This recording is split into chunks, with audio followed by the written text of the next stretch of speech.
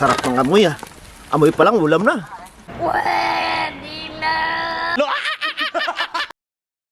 Merry Christmas sa inyong lahat mga brad. Share ko lang yung ganap namin nung petsa 25 dito sa Klatobi sa Czech Republic. Para sa akin mga brad, first time ko itong magpasko sa ibang bansa.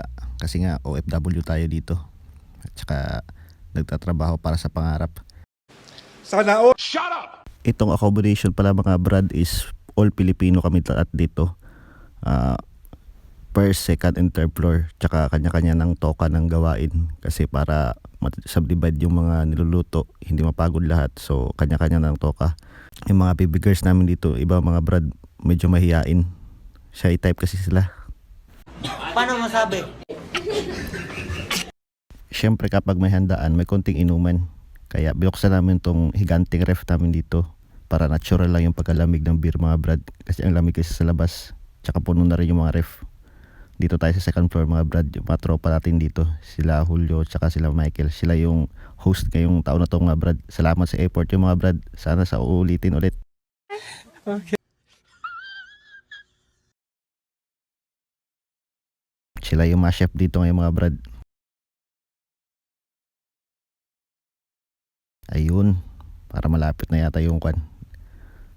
Malapit na maluto yung inihaw.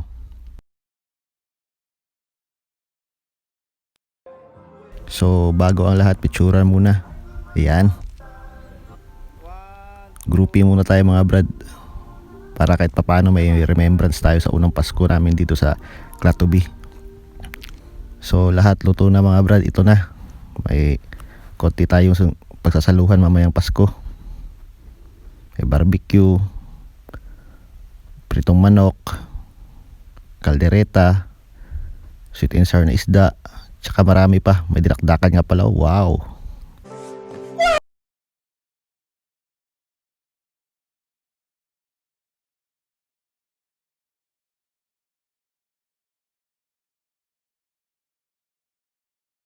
Son, the Holy Spirit.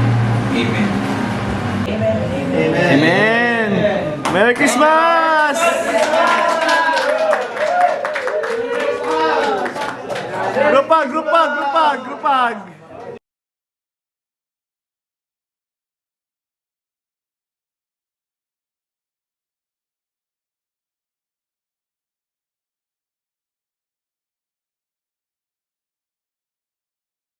Kain muna tayo mga brad. Para may lakas tayo mamaya. I am the one that...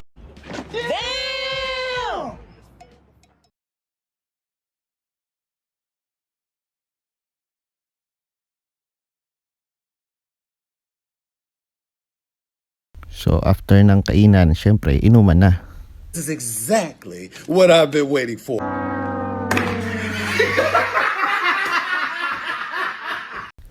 Session na mga brad. Merry Christmas sa inyong lahat. God bless. Ciao.